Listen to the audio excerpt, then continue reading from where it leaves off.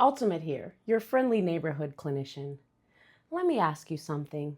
Have you ever held on so tight to something, not because it was good for you, but because letting go felt more terrifying than moving on?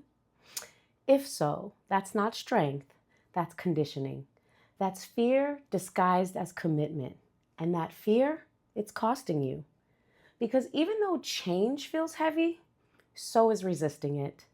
We tell ourselves we don't have the time, we don't have the capacity, that making change just feels like one more impossible thing on a plate that's already overflowing.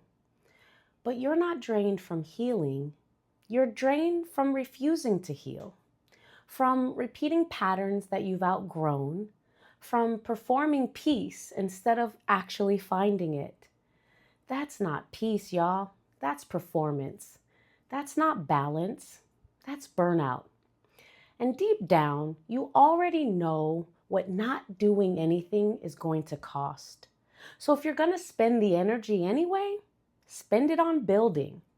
Spend it on boundaries. Spend it on becoming the version of you that doesn't have to shrink to be accepted or stay small to feel safe. The gag is change and staying stuck both require sacrifice. But stuck demands your identity. It asks you to abandon your needs, betray your boundaries, and stay loyal to what no longer serves you. Change, though, change asks you to be honest, to be uncomfortable, to stretch to new versions of yourself. One drains you, and the other grows you. And I get it. Sometimes choosing yourself doesn't feel natural. Sometimes it feels selfish. So if you can't do it for the version of you that's already exhausted right now, do it for the version of you that's coming. The one that's healing, that's whole, that's happy. The one that doesn't just survive, but thrives. That version exists, but they can't meet you if you don't move. Or maybe do it for your children. Because whether you realize it or not, they're watching. And they're just not watching, they're learning.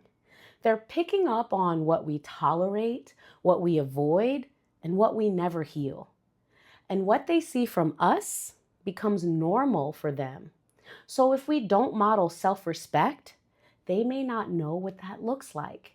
If we never put ourselves first, they may learn that silence equals strength. And if we stay in struggle too long, they may believe that suffering is a part of love. So let's show them something different. Let's show them what it looks like to choose yourself on purpose. Because society won't teach them that. Society teaches parents and women to come last. It teaches us that selfish is a sin. Let that become the motivation to break cycles, to show them a version of love that isn't tied to suffering, to give them what we never had, and to show them that choosing yourself isn't selfish, it's sacred.